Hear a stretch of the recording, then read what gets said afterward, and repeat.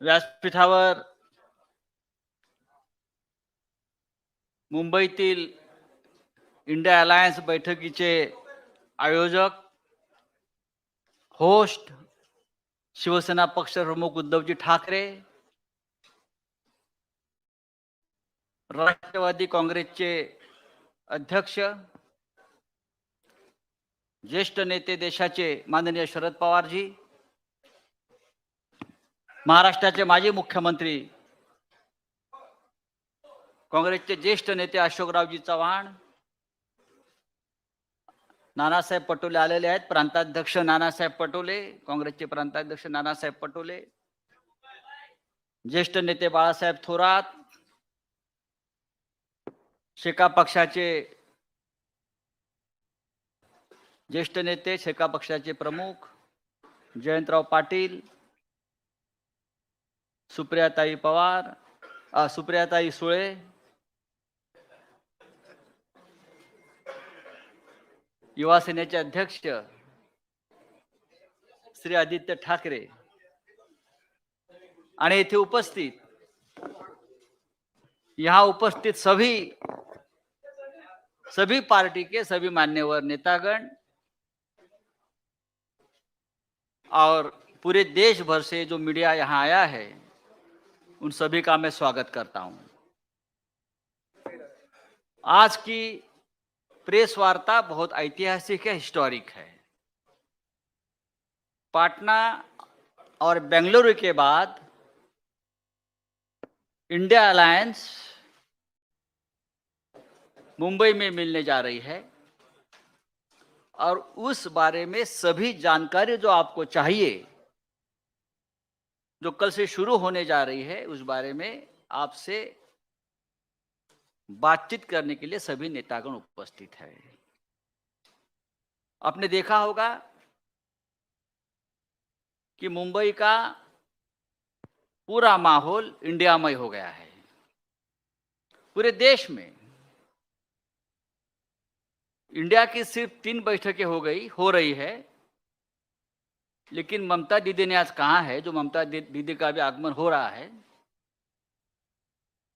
कि रसोई गैस 200 रुपया सस्ता हो गया। ये इंडिया की सिर्फ 2 बैठकों का कमाल है। लालू यादव जी कल निकले पटना से मुंबई के लिए, तब लालू जी को पूछा गया पत्रकारों से, लालू जी मुंबई में क्यों जा रहे हो? तो लालू जी ने कहा, मोदी जी के नरड़ी पर बैठने जा रहा हूं। ये कोई व्यक्तिगत लड़ाई नहीं, इसका मतलब है हम तानाशाही के खिलाफ लड़ने जा रहे हैं। और एक मुद्दा बहुत महत्वपूर्ण है, जैसे आदित्य जी आप बोल रहे थे कि आज फिर एक बार चाइना अंदर घुस गई है, आक्रमण किया है अपने जमीन पर, लद्दाख में, अरुणाचल प्रदेश में। लेकिन जैसे जैसे हमारा इंडिया आगे बढ़ेगा, वैसे वैसे चाइना पीछे हटेगी। ये इंडिया की ताकत बनते जा रही है।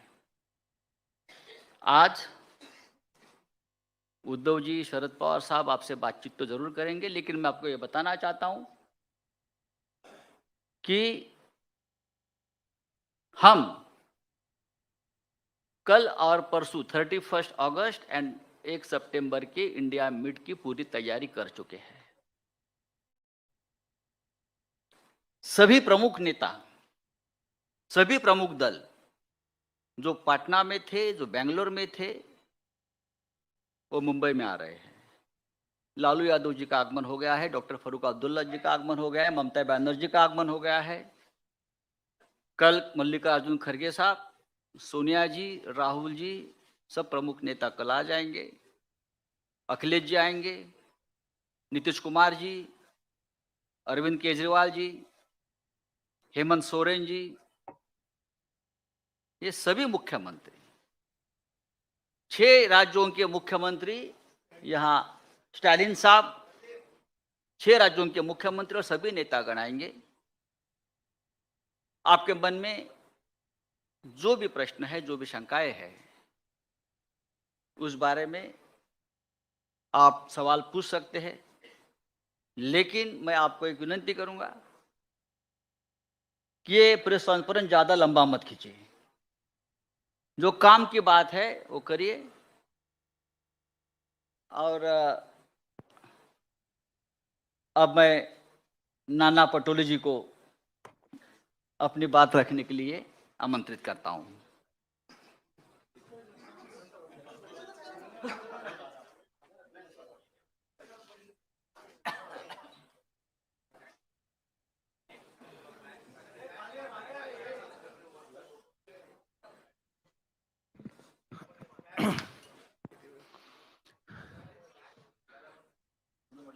हमें बहुत खुशी है कि महाराष्ट्र में इंडिया अलायंस की मीटिंग होने जा रही है।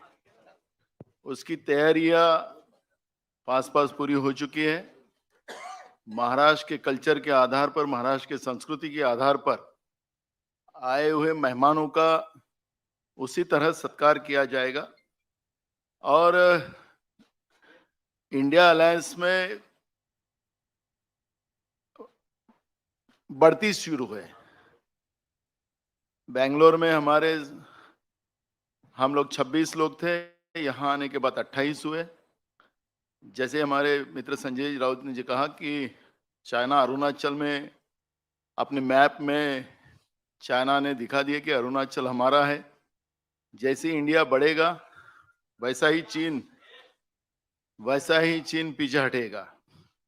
और इसीलिए आज हम एमवीए के तरफ से आदरणीय हमारे महाराष्ट्र के नेता, राष्ट्रीय नेता शरद पवार जी, उद्धव ठाकरे जी, हमारे अशोक चौहान जी आपसे वार्तालाप करेंगे। इंट्रोड्यूस हमारे मित्र संजय राउत जी ने आप लोगों को कराया है। मैं ज्यादा वक्त नहीं लेते हुए अशोक जी आपसे बात करेंगे। आदरणीय शरद पवार जी, आदरणीय उद्धव ठाकरे जी, आदरणीय नाना पटोले जी, मंच पे बैठे हुए हमारे एमवीए के महाविकास आघाड़ी के सभी हमारे नेतागण, आज के इस प्रेस कॉन्फ्रेंस में आए हुए हमारे सब पत्रकार भाई बहनों, इलेक्ट्रॉनिक मीडिया, प्रिंट मीडिया के हमारे सभी साथी, कांग्रेस, राष्ट्रवादी कांग्रेस और शिवसेना के बैठे हुए हमारे सभी नेतागण और दोस्तों, जैसे कि आप जानते हैं कि सबसे पहले तो मैं आप सबको रक्षाबंधन की शुभकामनाएं देता हूं। और रक्षाबंधन की जिम्मेदारी जैसे हमारी बहन की रक्षा करने की जिम्मेदारी हम पर है, वैसे ही इंडिया की रक्षण करना भी हमारी सबकी जिम्मेदारी है। ये आज का दिन ये महत्वपूर्ण है, ऐसे मैं मानता हूं।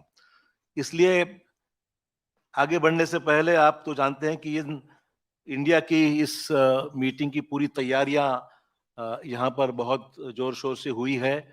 सभी राजनीतिक दल तकरीबन पहले मीटिंग में तकरीबन 26 थे, आज 28 राजनीतिक दल इस गठबंधन में, महागठबंधन में, इंडिया की गठबंधन में आज शामिल हुए हैं। और सभी पार्टीज के हमारे साथी बड़े जोर शोर से इस मीटिंग की सक्सेस के लिए काम कर रहे हैं। आपने देखा कि इससे पहले 2 मीटिंग्स हमारी संपन्न हुई और ये तीसरी मीटिंग हमारी होने जा रही है मुंबई में। तो हमारे सबके लिए गर्व की बात है, फख्र की बात है कि आज मुंबई की इस मीटिंग में सभी यहाँ पर मौजूद है। छत्रपति शिवाजी महाराज की ये जन्मभूमि है, संत महात्माओं की ये जन्मभूमि है और शाहू फुले अंबेडकर की विचारों की ये महाराष्ट्र है। इसीलिए मुंबई में इसकी मीटिंग होना एक अलग महत्व रखता है। छत्रपति शिवाजी महाराज ने धर्मनिरपेक्षता और कल्याणकारी राज्य के एक महान प्रतीक उनकी इमेज रही है। संत महात्माओं ने दिया हुआ मानवता और भाईचारे का संदेश हमेशा महाराष्ट्र हमने अपनाया है, उससे आगे हम बढ़े हैं। और इसीलिए शाहू फुले अंबेडकर की विचारधारा को लेकर इंडिया आगे बढ़ने का हमारा सबका उद्दिष्ट है, प्रयास है। और मुंबई खास करके जब महाराष्ट्र की बात हम करते हैं तो हमारी एक हिस्टोरिकल बैकग्राउंड है। स्वतंत्रता आंदोलन हो, सामाजिक परिवर्तन के आंदोलन हो, औद्योगिक कृषि क्रांतियां हो, तो महाराष्ट्र हर रेवोल्यूशन में महाराष्ट्र हमेशा आगे रहा है और महाराष्ट्र ने देश को लीड किया है और राजनीतिक क्रांतियां भी जो जितनी हुई है वो मुंबई और महाराष्ट्र उसका एक केंद्र रह चुका है। दोस्तों, आज सबसे अहम मसले हमारे सामने हैं जो हम देखते हैं कि महंगाई, बेरोजगारी जैसे मुद्दे पे हम लोग आवाज हमेशा उठाते आ रहे हैं। सभी राजनीतिक दल, आज आपने देखा कि अगर पिछला इतिहास हम देखेंगे तो 2019 की जो चुनाव हुए थे उसमें ये सभी महागठबंधन में जितनी हमारी साथी पार्टीज शामिल हुई है, सबने मिलकर 23 करोड़ 40 लाख वोट्स लोगों ने उनको दिए थे 2019 के चुनाव में, और बीजेपी को उस चुनाव में 22 करोड़ 90 लाख वोट मिले थे। तो आप समझ सकते हैं कि इंडिया में शामिल हुए जितने पार्टी, सिर्फ एक ही बात थी कि अलग अलग होने से वोटों का बंटवारा हुआ और 23 करोड़ वोट मिलने के बावजूद भी भाजपा 22 करोड़ वोटों से वो देश में अपनी ताकत बना सके। आज इंडिया के इस गठबंधन में 11 चीफ मिनिस्टर शामिल हैं, जो बाकी मैं जो जिन्होंने भाजपा ने तोड़ मरोड़ के सरकार जहां गिराई वो छोड़कर बात कर रहा हूं कि 11 चीफ मिनिस्टर्स इस हमारे सरकारी हमारी इस गठबंधन में शामिल है। आपने देखा कि मध्य प्रदेश, गोवा, महाराष्ट्र जैसे राज्य को भी तोड़ने का काम भाजपा ने किया है, पर आपने देखा कि कर्नाटक में तोड़ने के बावजूद दोबारा वहां पर ज्यादा अक्सरियत से हमारी सरकार वहां पर कर्नाटक में लोगों ने चुन के दी है। और मुझे पूरी उम्मीद है कि इंडिया के इस माहौल से आज जो भी हम कोशिश कर रहे हैं, महाराष्ट्र में हमारे सरकार तोड़ने के बावजूद भी महाराष्ट्र में दोबारा हमारी सरकार हमारी एमवीए की और अन्य साथियों को मिलकर हम स्थापित करेंगे, ऐसे पूरी उम्मीद दोस्तों हमको है। मैं ज्यादा वक्त नहीं लूंगा क्योंकि सभी पार्टी इसमें शामिल है। आदरणीय पवार साहब और ठाकरे साहब को भी आपको संबोधित करना है। तो आज हमारे लिए महत्वपूर्ण है कि आज सभी राजनीतिक दल हमारे साथ में हैं और बड़े ताकत के साथ में आने वाले चुनाव एक पॉजिटिव, हमारी सिर्फ किसी को विरोध करना ही इतना हमारा एजेंडा नहीं है। डेवलपमेंटल अलायंस हम समय कहूंगा कि इसमें डेवलपमेंट का एजेंडा है, कुछ पॉजिटिव काम करने का एजेंडा है, हमने स्वीकार कर लिए, इसलिए एक छत्र में सब यहाँ पर इकट्ठा हुए हैं। धन्यवाद। आवश्यकता नहीं, सिर्फ चौथी राजनीतिक दल इसमें शामिल जो होने वाले हैं वो 28 है, 28, और उनके प्रतिनिधि कल के मीटिंग के जो मौजूद रहेगी, इनका नंबर 63 है। तो 63 प्रतिनिधि, 28 पॉलिटिकल पार्टी, इनका ये सम्मेलन कल से परसों से शुरू होगा। और जिस तरह से कई राज्यों से लोगों का जो इसमें इंटरेस्ट के बारे में हम सुनते हैं, इससे मुझे पूरा विश्वास है कि एक अल्टरनेटिव फोरम देश में तैयार हो जाएगा कि जो देश में परिवर्तन करना है, ये परिवर्तन के लिए मजबूत होगा, और यही काम हम लोग करेंगे। इतना ही मैं कहता हूँ। और श्री उद्धव ठाकरे, इनके पास मैं माइक देता हूँ।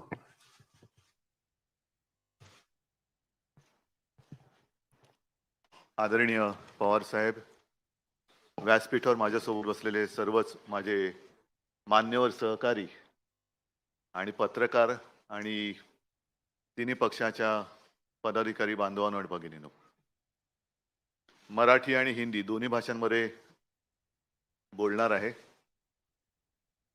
जसं अशोकरावांनी रक्षाबंधनाच्या शुभेच्छा दिलेल्याच आहेत, त्याचप्रमाणे मी सुद्धा सर्वांना, देशातील सर्व माझ्या मातांना आणि भगिनींना रक्षाबंधनाच्या शुभेच्छा देतो। आणि रक्षाबंधन केवळ एका दिवसासाठी असायला नको।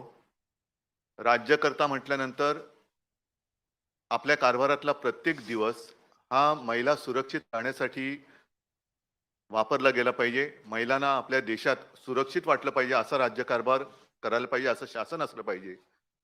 दुर्दैवाने तसं शासन आज तरी आपल्या देशात आणि राज्यामध्ये दिसत नाहीये. मधल्या काळामध्ये मी त्याची भाष्यही केलं होतं. एक 2-3 दिवसापूर्वी माझी हिंगोलीत सभा झाली, त्याही सभेत बोललो होतो.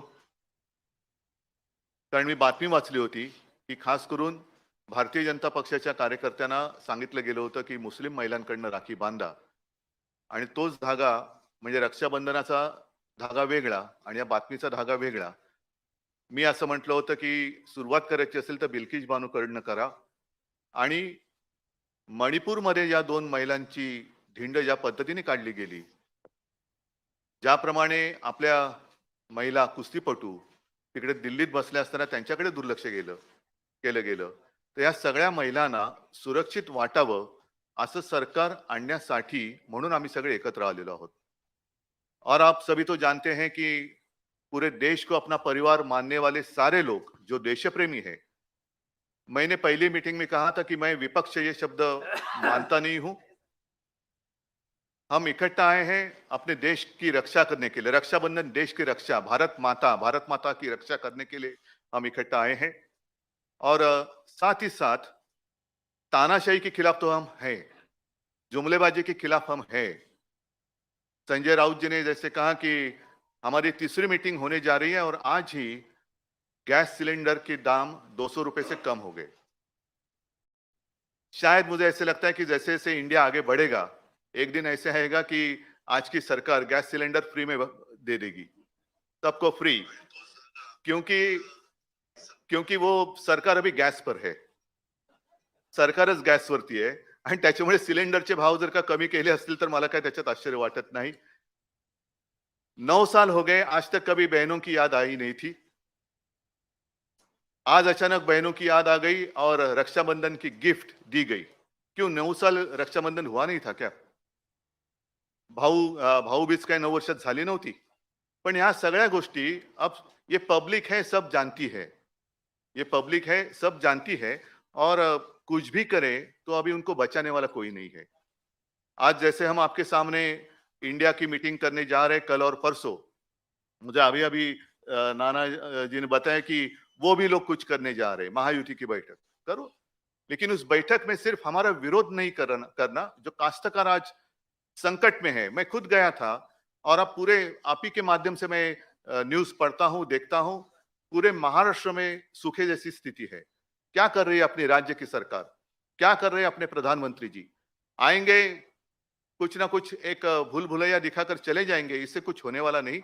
अगर अच्छा काम करना है तो जब कोई संकट में होता है तब ही उसको मदद की आवश्यकता होती है, और उस वक्त जो मदद की जाती है वही मदद वो पूरे जिंदगी भर याद रखता है.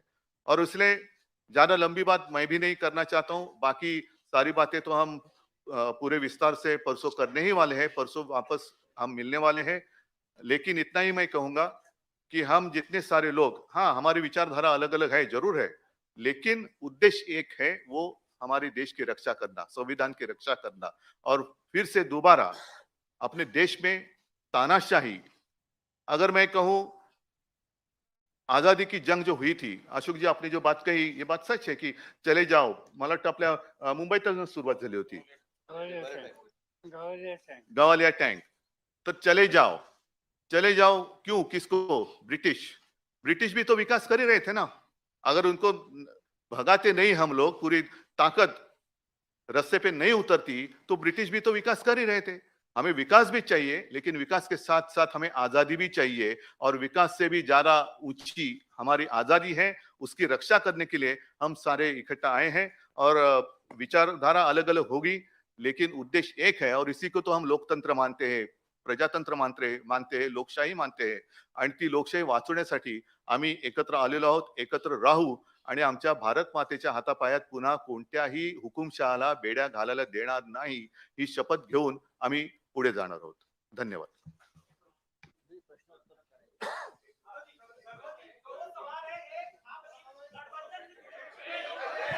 शांत रहा, प्लीज सायलेन्स. एकच मिनिट, तुम्ही फक्त कोणाला प्रश्न विचारणार तेच सांगून करा.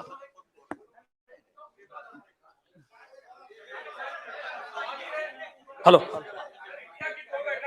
सर, देखिए- उद्धव जी 2 सवाल है मेरे. एक, गठबंधन से जुड़े किन मुद्दों पर आपकी चर्चा होगी, गठबंधन से जुड़े?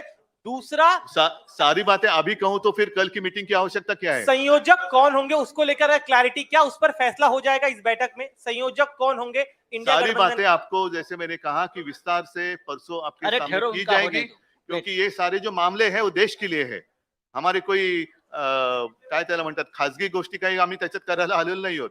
देशाच्या गोष्टी आहेत आणि हा देश आमचा परिवार आहे, हो हे देश आमचं कुटुंब आहे आणि म्हणून आम्ही एकत्र आलेलो आहोत. गठबंधन के कई साथी कह रहे हैं कि हमारी पार्टी के नेता प्रधानमंत्री बनेंगे. एक अरे अरे त्यांना विचारू दे. अरे एक मिनिट त्यांना विचारू दे ना. रुको रुको।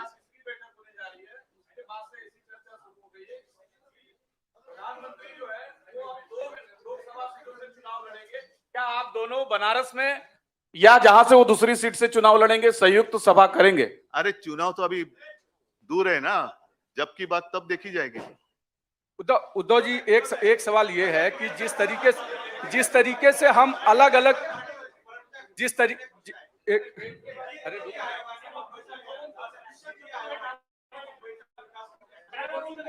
हा महत्वाचा प्रश्न आहे. नीती आयोगाने मुंबईमध्ये विकास करण्यासाठी त्यांनी एक आराखडा तयार केला आहे. महाराष्ट्रामध्ये खास करून आता केंद्राचं इकडे या ठिकाणी दखल आहे, म्हणजे मुंबईला वेगळं करण्याचा हा एक मोठा प्रयत्न आहे, डाव आहे, असं वाटतं का तुम्हाला? हा, तुमच्या प्रश्नाचा अर्थ हा सर्वसामान्य जनतेच्या मनामध्ये त्यांना तो समजलेला आहे आणि आता लोकांच्या लक्षात आलं असेल की महाविकास आघाडीचं सरकार का पडलं. कारण मी मुख्यमंत्री होतो, माझे सहकारी इकडे बसलेले आहेत, अशोकराव आहेत, आदित्य आहेत, जयंतराव आहेत, थोरात साहेब आहेत. जयंतराव तुम्ही मंत्रिमंडळात नव्हतात, नाना तर अध्यक्ष होते, पण त्यावेळेला सुद्धा केंद्रात त्यांचं सरकार असताना असा कोणताही प्रस्ताव आणण्याचं धाडस त्यांनी केलं नव्हतं. मुंबई वेगळं करणं आणि मुंबई केंद्रशासित करणं हा डाव आता उघड झालेला आहे. पण आम्ही तिकडे सत्तेत असताना हा प्रस्ताव आणण्याची त्यांची हिंमत नव्हती आणि आता सुद्धा हा प्रस्ताव आम्ही होऊ देणार नाही. ज्या क्षणी आमचं सरकार केंद्रात आणि राज्यात येईल त्यावेळेला हे सगळे जे काय आहे त्यांचे पाश आम्ही तोडून टाकल्याशिवाय राहणार नाही आणि मुंबईची स्वायत्तता जी आहे, महाराष्ट्र आणि प्रत्येक राज्याची स्वायत्तता आहे, ती आम्ही आभारीत ठेवू. ह्याची सुरुवात दिल्लीपासून केली गेली. दिल्लीसाठी जेव्हा त्यांनी तो जो काही एक वटहुकूम वगैरे आणला तेव्हाच आमच्या सर्वांच्या मनात भीती होती की हे सगळेजण, कारण आपल्या देशाला, आपल्या सरकारला केंद्र सरकार नाही, संघ राज्य पद्धतीचं सरकार म्हणतो आपण. प्रत्येक राज्याला समान अधिकार आहेत. अगदी 2-3 मोजक्या गोष्टी सोडल्या तरच केंद्राला त्याच्यात हस्तक्षेप करण्याचा अधिकार आहे. पण हा हस्तक्षेप हा दिवसागणिक ते वाढवत चाललेत. राज्यांची आणि शहरांची स्वायत्तता मारून सर्व काही एकछत्रीपणा आणायचा, ही छत्री आम्ही तोडून मोडून टाकल्याशिवाय राहणार नाही. थोड्या दिवसाची गोष्ट आहे. सरकार आमचं दोन्हीकडे आल्यानंतर हे सगळे असे उपराटे निर्णय जे त्यांनी घेतलेले आहेत ते आम्ही पुन्हा उलटे फिरवल्याशिवाय राहणार नाही. उद्धव जी, 2 सवाल ऐसा है कि अरे बाकी लोगों को सवाल पूछो. हम अलग अलग विचारधाराओं के साथ एक आए हैं. उद्धव जी, अब विपक्ष लगातार ये कह रहा है, मराठी होने दो. हाँ, मैं एकदा मराठी देखिए हाँ, पहले मराठी पूरा होने दो. पहले हाँ। मराठी करो, बाद में हिंदी में बोले. हाँ, मराठी पहले मराठी करो. मराठी सर. हाँ, पहले सर, मराठी करो. राहुल, सर, महायुतीची सर. एकीकडे ही बैठक सुरू असताना दुसरीकडे याच वेळी म्हणजे 31 आणि 1 दिवशी महायुतीची बैठक मुंबईत लावून घेतलेली आहे. म्हणजे एका बाजूला इकडे हे सुरू असताना राज्यात देखील हीच सेम टाइम बैठक लावणं काय नेमकं म्हणजे? मी त्याचं उत्तर दिलेलं आहे. कारण गेल्या वेळेची आमची मीटिंग होती त्यावेळेलाच एनडीएची मीटिंग लावली होती आणि मी परवाच्या सभेत म्हटलंय की आता एनडीएचा त्याचं उत्तर अमिबा झालेला झालेलं आहे. एनडीएला आता आकार उकार काही शिल्लक राहिलेलं नाही. जसा अमिबा एक पेशे जीव कसंही त्याला आकार उकार दिला जातो तशा प्रकारे आता इंडिया झालेलं आहे. सर, एक असा प्रश्न आहे की साधारणतः 4 राज्याच्या निवडणुका डिसेंबर मध्ये होत आहेत कुठे आणि 4 नाही, सर, तुम्ही जरा कोणाला प्रश्न विचारणार ते सांगा. सगळ्याची उत्तर माझ्याकडे. दोघांना नाही, पवार साहेबांना आणि तुम्हाला एक प्रश्न आहे की 4 राज्याच्या निवडणुकांच्या सोबतच लोकसभेची निवडणूक लागण्याचे देखील संकेत दिले जात आहेत आणि अशा वेळेस तुमच्या या इंडिया आघाडीच्या जागा वाटपाचा जो वेळ असेल किंवा जागा वाटपाची चर्चा असेल त्यासाठी राज्यात कमिट्या नेमण्यात आलेत का किंवा त्या चर्चा एकत्र आत्ता होणार आहेत का? असं आहे की आम्ही जागा वाचवायची चर्चा सुरू केलेली नाही. आमच्या पहिल्या 2 ज्या बैठका झाल्या त्या महत्त्वाच्या होत्या आणि उद्या इथून पुढचा आपला सामूहिक कार्यक्रम काय असावा याच्या संबंधीची चर्चा होण्याची शक्यता आहे आणि त्या शक्यतेच्यामध्ये जर असा निर्णय झाला तर मग काही लोकांच्या ही जबाबदारी टाकली जाईल की तुम्ही अन्य राजकीय पक्षांशी डायलॉग साधा आणि याच्यातून आपण एकत्र जाऊ शकतो का या संबंधीचा अभ्यास करा. तर प्रश्न असा आहे की तुमची उद्धव साहेबांना तुम्हाला प्रश्न आहे. आपली प्रकाश आंबेडकरांसोबत युती आहे, मात्र त्यांचं असं म्हणणं आहे की मला या आघाडीचं निमंत्रण देखील नाही आहे, मी महाविकास आघाडीत देखील नाही आहे. एकूण युती आहे की नाही ते तुमचे प्रकाश आंबेडकर आणि आमची युती गेल्या 23 जानेवारीला आम्ही जाहीर केलेली आहे. साहजिकच आहे, एक त्यांची गोष्ट बरोबर आहे की शिवसेना आणि प्रकाश आंबेडकर यांची युती आम्ही जाहीर केलेली आहे. आता या इंडिया बैठकीत किंवा इंडियाच्या आघाडीत येण्यासाठी त्यांची सुद्धा इच्छा आम्हाला प्रकाश आंबेडकरजींशी बोलून विचारावी लागेल आणि एकदा आम्ही एकत्र आल्यानंतर ते एकमेकापासून वेगळे होण्यासाठी एकत्र येत नाही. त्यांना सुद्धा व्यवस्थित त्यांच्याशी चर्चा करून जर त्यांची तयारी असेल तर ते सुद्धा या आपला म्हणजे महाराष्ट्रामध्ये महाविकास आघाडी आणि देशात इंडिया याच्यामध्ये ते पण येऊ शकतात. उद्धव साहेब इकडे कुठे? इकडे इकडे हा. मुंबई देशाची आर्थिक राजधानी आहे आणि त्यामध्ये ही इंडियाची बैठक होते. आगामी काळात मुंबई महानगरपालिकेची देखील निवडणूक होऊ घातलेली आहे. तर अशा असं वेळेला असं वाटतं तुम्हाला? कारण ज्या पद्धतीने चाललेलं आहे ती पद्धत त्यांना निवडणूक घेण्याचं धाडस ते करतील असं मला वाटत नाही. आणि आता जो आधी प्रश्न विचारला होता पवार साहेबांनी त्याचं उत्तर दिलं की 4 राज्यांसोबत लोकसभा, मी म्हणतो त्याच वेळेला महापालिका पण घ्या. याचा परिणाम दिसेल आपल्यासाठी फायद्याचा. परिणाम नक्की दिसणार आहे कारण लोक वाट बघतायत.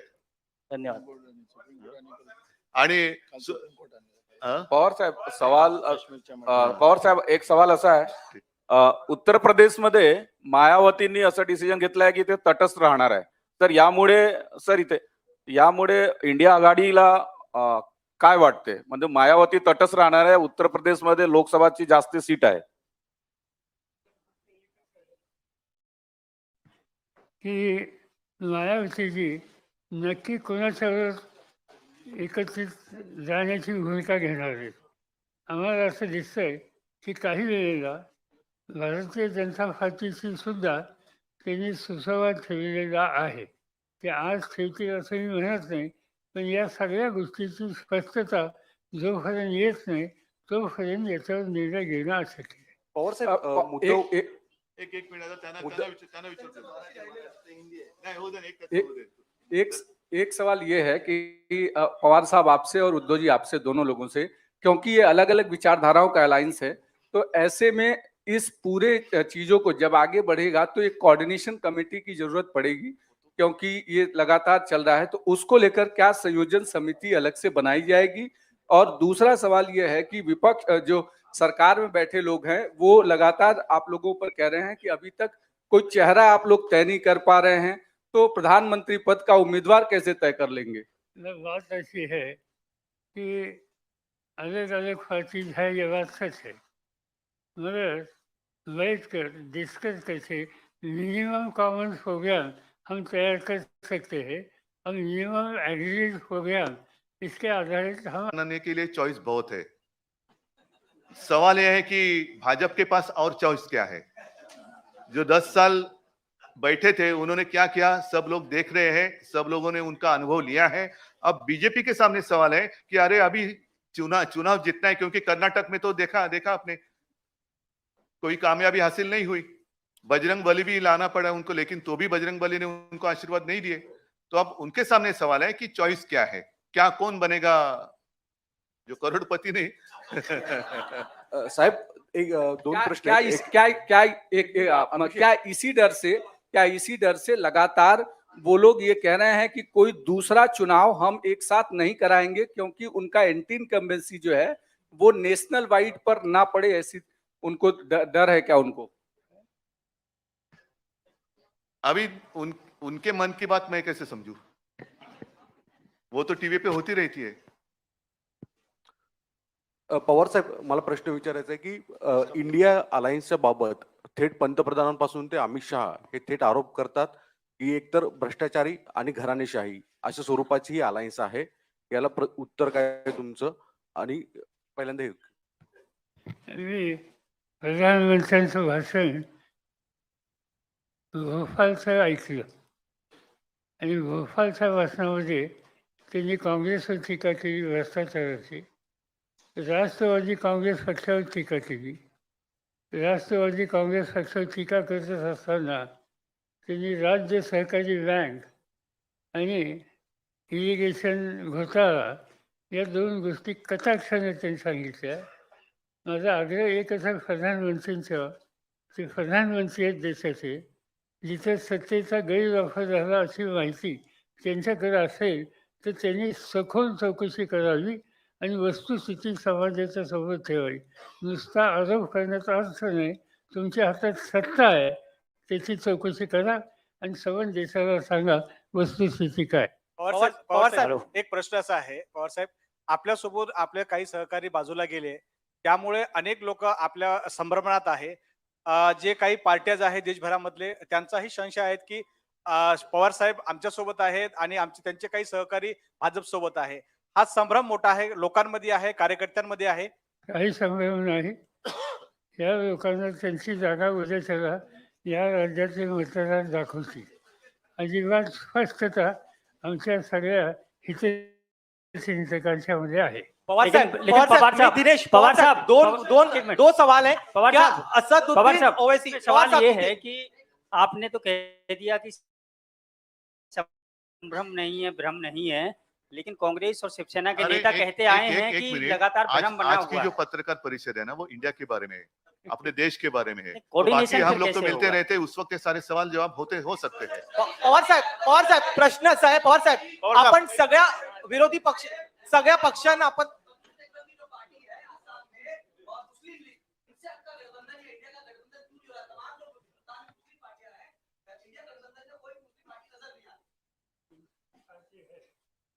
उन्होंने मुझसे बात की है और उनकी तैयारी है हम लोगों के साथ जाने की. तो ये कोई अकेला इसमें डिसीजन ले नहीं सकता.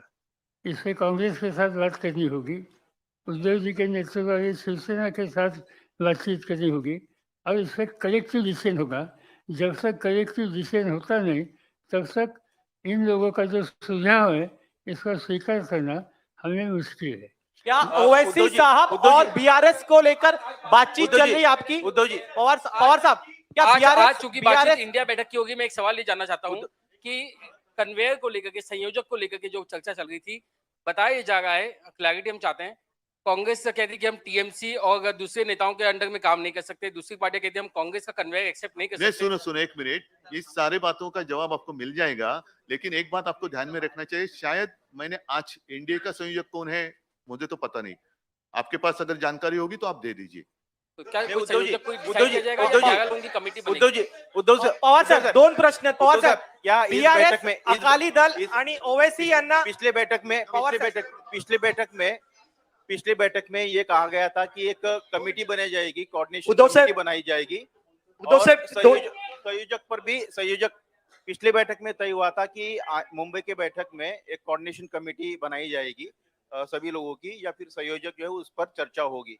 क्या ये दोनों मुद्दे होंगे जो अलग अलग नाम आ रहे, कोई संयोजक चुना जाएगा? एक पहला सवाल है. नहीं, इसलिए तो मैंने पहले शुरुआत में कहा ना कि परसों हम दोबारा मिल रहे हैं और उस वक्त कल और परसों जितनी सारी बातें होगी आपके माध्यम से पूरी जनता, देश की जनता के लिए हम सबके सामने रखेंगे. उद्धव साहेब, 2 विषय लगता है. पहिला प्रश्न तुमच्यासाठी आहे. पहिला प्रश्न तुमच्यासाठी आहे. तुम्ही मगाशी म्हणालात की इंडियाची बैठक आहे, इंडियाच्या विषयावरती बोललं पाहिजे. आज सगळं एकत्र आहेत, पण सातत्यानं सामनामधून शरद पवार आणि अजित पवार यांच्यावरती सातत्याने टीका केली जाते.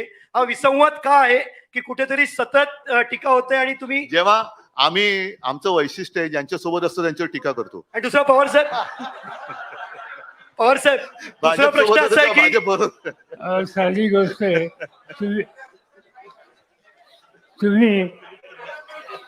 तुम्ही तुमच्या मीडियातनं टीका केली म्हणून आम्ही काम करायचं थांबवायचं का? तर तुम्ही तुमचं काम करा, आम्ही आमचं काम करतो. बरं पवार साहेब, शिवसेनेचे नेते मागणी करतात की उद्धव ठाकरेंना पंतप्रधान पदाचा उमेदवार म्हणून घोषित करावं. जातो उद्या शपथ घेतो. पवार साहब, 2 चीजें सर, क्या बीआरएस, अकाली दल और असदुद्दीन ओवैसी की पार्टी को साथ में लाने के लिए आप लोग कोशिश कर रहे हैं, बातचीत चल रही है? पवार साहब, बात अभी तक हुई नहीं, मगर अकाली दल की इनकी एक भावना है कि इसमें साथ जा सकते हैं तो हम सोच सकते हैं, मगर इतना वो आसान नहीं है, क्योंकि हमारे साथ केजरीवाल है, पंजाब की हुकूमत उनके हाथ में है, कांग्रेस पार्टी की वहाँ नीति अलग है, और इसलिए हम जिससे हमारे डिफरेंसेस बढ़ेंगे ऐसा काम कुछ नहीं करेंगे। उद्धव साहेब सभी को धन्यवाद। उद्धव जी मुझे लगता है कि ये प्रेस कॉन्फ्रेंस हमने खत्म कर दी है। धन्यवाद।